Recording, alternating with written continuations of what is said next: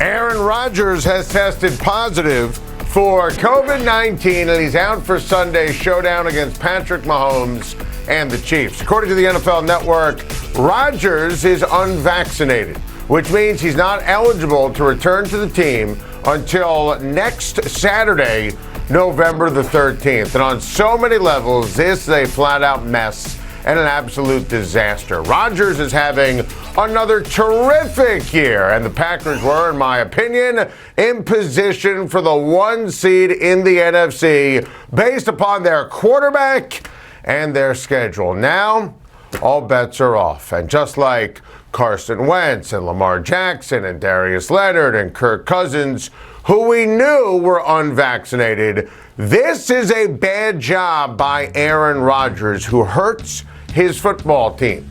Aaron Rodgers and all those other aforementioned players, they knew the difference in the rightful protocols and the penalties in place. An unvaccinated player out 10 days after testing positive. Vaccinated player can come back with negative tests in consecutive days and no symptoms and a clearance by a doctor. Rodgers told the press in August he was immunized, and we all thought that meant vaccinated. That's not the case, and it's not great. So, ironically, this is how Jordan Love makes his first Green Bay Packers start.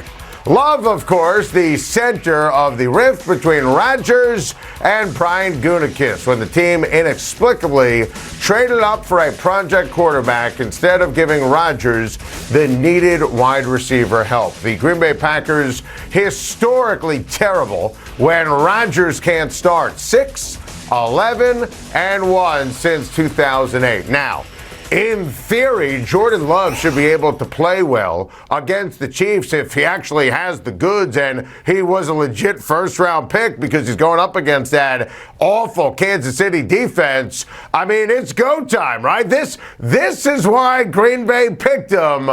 But I have to say, I am so sad that we don't get to see Rodgers against Patrick Mahomes, and I'm very disappointed in how we got here. The Atlanta Braves are the 2021 World Series champs, and this is amazing. It was absolutely improbable. I'd make the case this is the most surprising World Series champion in my 44 years on Earth. I'm impressed. I'm obsessed. When Ronald Acuna Jr. went out for the season in the middle of July, on Time to Shine, I declared the season was over. I didn't wear oven mitts. It wasn't a hot take. The team was already struggling, and Acuna Jr. is one of the 4 best baseball players on the planet. The Braves won the World Series, spending the most time below 500 of any champion in baseball history. 101 days under 500. It took the Braves until August the 6th to get above. They didn't reach first place in the division until August 15th. What Alex Anthopoulos did at the deadline will be talked about forever. Seriously. And we talked about it in real time on Time to Shine, but I didn't think it was going to be like this. He changed the culture. We thought it was over. Fans thought it was over. But he brought in Jock Peterson, who had a ring. He brought in a slugger, and Adam Duvall, who had a grand slam this World Series. He brought in Eddie Rosario, who looked like Hank Aaron this postseason. And how about our guy Jorge Soler? Bam! That ball hasn't landed yet. A prodigious blast. 446 feet. And honestly, I think it went further than that. I mean, this reaction tells you everything you need to know. I was so happy for Soler, so happy for Freddie Freeman, who hit a homer and, like Soler, danced around the bases, and Freeman is Mr. Brave. I'm so happy for the manager, Brian Snitker, a minor leaguer forever, who was phenomenal this regular season and postseason. I'm so happy for Georgia native Dansby Swanson, who was awesome last night. So happy for Max Fried, who was so tough on the mound. I picked against Atlanta at every turn after Acuna got hurt. I don't regret it at all. The Brewers and the Dodgers were better. It just hits home the special nature of this story. I am so happy for the Braves and their fans. What a ride. Well, this is a mess, and it was all predictable. Dolphins general manager Chris Grier met the media today and said he believes in Tua Tagovailoa, and the pursuit of Deshaun Watson was just about investigating every avenue. Where should I begin? No, Chris Grier and the Miami Dolphins don't believe in Tua. They never believed in Tua. They absolutely positively, as we first guessed for months on Time to Shine, should have drafted Justin Herbert. We begged them to take Herbert over Tua. We begged them. But if you take Tua over Herbert, I don't know, support him. Don't play Fitz last year. Give him a running back this year. Don't pursue Watson. Look, if you believe you have your quarterback, you don't call Houston. It's that simple. Thus, they don't believe in Tua at all. And you knew all-encompassing everything with Watson. We discussed it at length last week. You knew the upside, you knew the downside. Me, I would have never traded for him. With 22 lawsuits for sexual assault and harassment pending. But if you wanted to make it about football, look, Watson is a top 5 quarterback. And you knew this story was going to leak. You had the framework of a deal, according to the Houston Chronicle, in place, which meant, and we said this last week, you had to get it done. Miami is 1-7. Everyone's on the hot seat. They have botched the process and the picks completely. Think about it. We first guessed this. They had all these picks, went to trade up, went to trade down. They botched it in 2020. They botched it in 2021. Oh, by the way, in a very related story, the Miami Dolphins are the biggest underachiever in the NFL this year.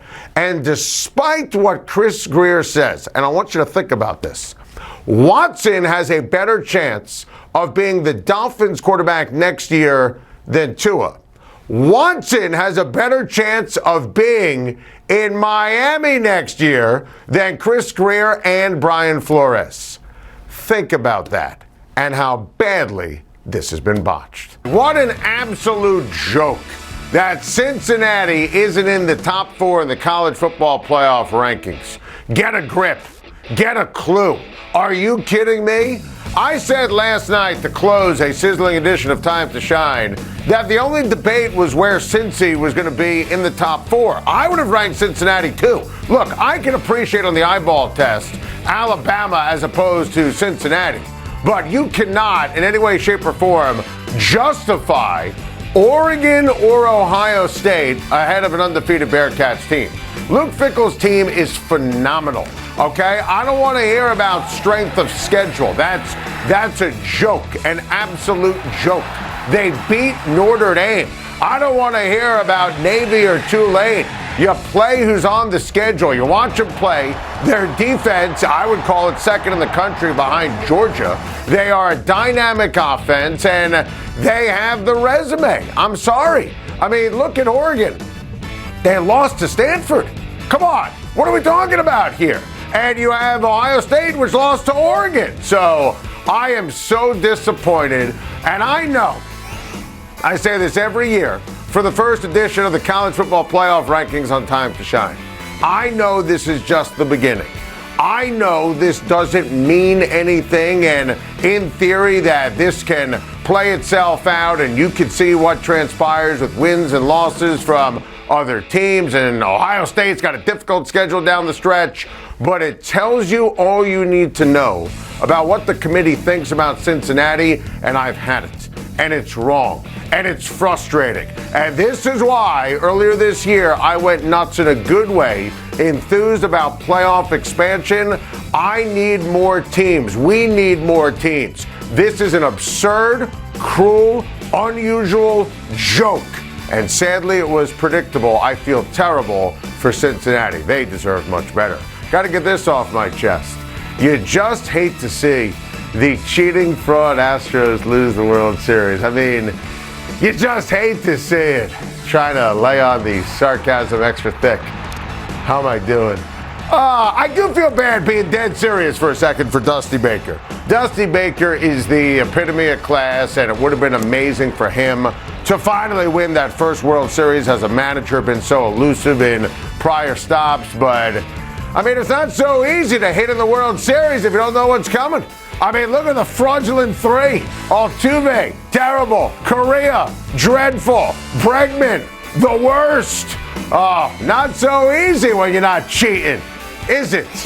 Houston, got to get this off my chest. LeBron James would not be denied in a win over the Houston Rockets last night. Now, before anyone tells me, Adam, it's the Rockets.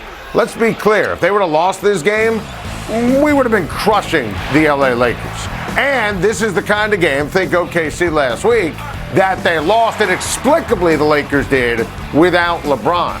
So the fact that James was dynamite down the stretch, and the fact that these were the nuggets of domination for the big three, and they're really starting to play well together, I thought how they won this game was a huge deal, big picture, for the LA Lakers. I got to get this off my chest.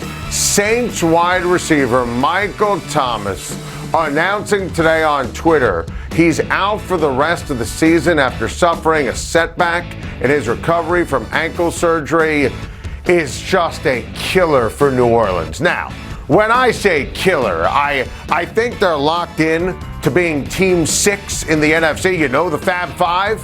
And, you know, the Saints, they're certainly going to make the playoffs as we predicted. But, look, the timeline here is a problem because he had the surgery late. And that set everything in the wrong direction for Michael Thomas this season. Feels like a lifetime ago that he was the Offensive Player of the Year, and he was remarkable and he was superb for New Orleans. Last year, after he got paid, was a complete and utter waste.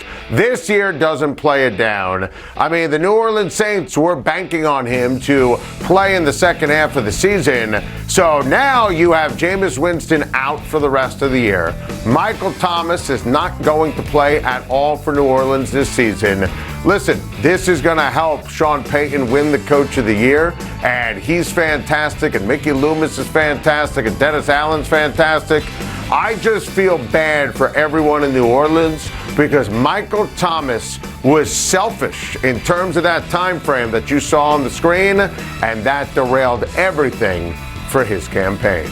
Thank you for watching. Please like and subscribe, and don't forget to hit the bell for more videos.